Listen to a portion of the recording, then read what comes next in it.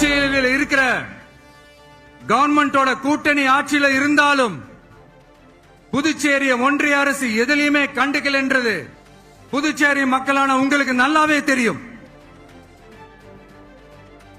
மாநில அந்தஸ்து கோரிக்கையை மட்டுமா கண்டுக்கல, இங்க வளர்ச்சி ஏற்படவும் துணை நிக்கவே இல்லைன்னு கேள்விப்படுறோம். இந்த புதுச்சேரிக்கு இன்னும் மாநில அந்தஸ்து கொடுக்கல. மாநில அந்தஸ்து வேணும்னு கேட்டு பல முறை சட்டசபையில தீர்மானம் போட்டு ஒன்றிய அரசுக்கு அனுப்பி வச்சுக்கிட்டே இருக்கிறாங்க.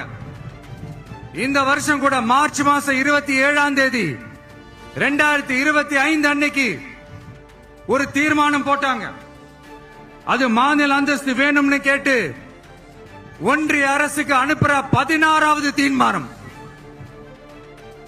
புதுச்சேரி காரைக்கால் பகுதிகளில் மூடப்பட்ட 5 மில்கள், பல்வேறு தொழிற்சாலைகளை மீண்டும் திறக்கிறதுக்கு இதுவரைக்கும் ஒரு துரும்ப கூட கிள்ளி போடல. பல்லாயிரக்கணக்கான இளைஞர்களோட வேலை வாய்ப்புக்காக எதையுமே செய்யல. இங்க ஒரு ஐடி கம்பெனி உருவாகணும்ன்ற எண்ணமே இல்ல. அத பத்தி யார் பேசினாலும் அது அவங்க காதல விழவே விழல. இங்க ஒரு அமைச்சரை ஊழல் குற்றச்சாட்டுல பதவி விட்டு நீக்கப்பட்டு அந்த இடத்துக்கு இன்னொருத்தரை நியமிச்சு 200 நாள் ஆச்சு. இன்னும் அவருக்கு ஒரு இலாக்காவே தரல. இந்த செயல் சிறுபான்மை மக்களை அவமானப்படுத்துறதுன்னு அந்த மக்களே சொல்றாங்க. புதுச்சேரியோட முக்கிய அங்கமாக இருக்கிற காரைக்கால், மாகே, ஏனாம் பகுதிகளில் எல்லாம் முன்னேற்றமே இல்லைன்னு அந்த பகுதி மக்கள் சொல்லிக்கிட்டே இருக்கிறாங்க. குறிப்பா காவிரியோட கடைமடை பகுதியான காரைக்காலை மொத்தமா கைவிட்ட மாதிரி தான் இருக்குது.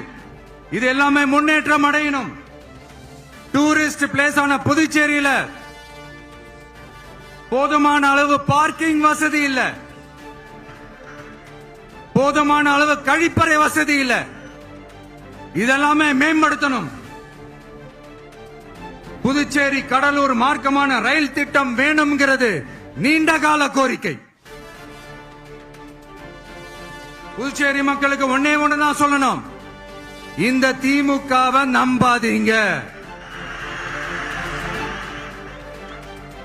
அவங்களுக்கு உங்களை நம்ப வச்சு ஏமாத்துறது தான் அவங்க வேலையே.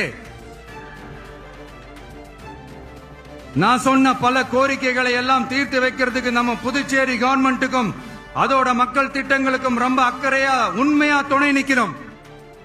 தமிழ்நாட்டை ஒதுக்குற மாதிரி புதுச்சேரியும் ஒதுக்க கூடாதுன்னு நாங்க கேட்டுக்கிறோம்.